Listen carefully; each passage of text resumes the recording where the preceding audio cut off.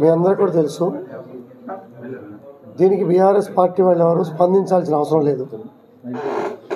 BRS పార్టీకి గాంధీకి యుద్ధం కాదు, కౌశిక్ రెడ్డికి గాంధీకి యుద్ధం. వాడు నా ఇంటికి వచ్చి జెండా ఎగరేస్తా అని మీడియా పరంగా, పత్రికా పరంగా, వాట్సాప్ ట్విట్టర్ పరంగా సవాల్ విసిరాడు. 11 గంటలకి మీ ఇంటికి వచ్చి జెండా ఎగరేస్తా, నువ్వు రాకపోతే నేను వస్తా అని చెప్పి నేను కూడా సవాల్ విసిరా.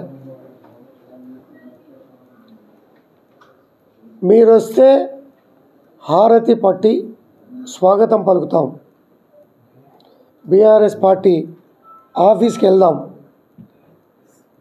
అనే మాట మీరే సోలింగ్ నడిపారు, మీ అందరికీ కూడా తెలుసు. ఆ పరిస్థితిలో నేను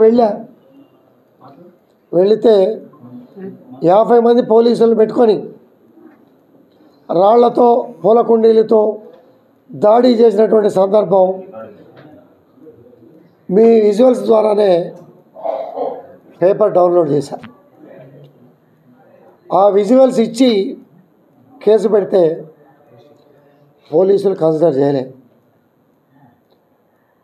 ఆ చీటర్ ఆహ్వానించి మా మీద కేసు పెడితే పలు సెక్షన్లు బుక్ చేసి మమ్మల్ని పోలీస్ స్టేషన్లో 6 గంటల పాటు 15 గంటల పాటు ఉంచినటువంటి సందర్భం. పోలీస్ స్టేషన్ బెయిల్సు, మెజిస్ట్రేట్ దగ్గర బెయిల్స్ తెచ్చుకోవాల్సిన పరిస్థితి క్రియేట్ చేసినటువంటి సందర్భం. ఆ సందర్భంలో మాట్లాడుతూ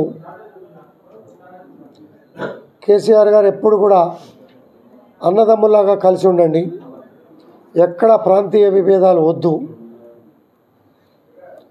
ముళ్ళు గుచ్చుకుంటే నోటితో తీస్తా అనే మనస్తత్వంతో, గొప్ప మనస్తత్వంతో ఉన్నటువంటి పార్టీలో చీడ పురుగులు చేరి ప్రాంతీయ విభేదాలు సృష్టించే కార్యక్రమంలో ఇటువంటి చీడ పురుగుల్ని పక్కన పెట్టుకున్నందుకు చింతిస్తున్నాం.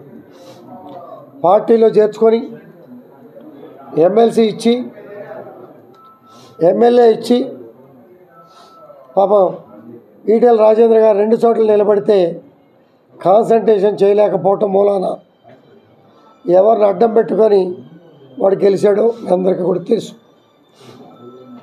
10 నెలల కాకముందే ప్లీజ్ సబ్స్క్రైబ్ .news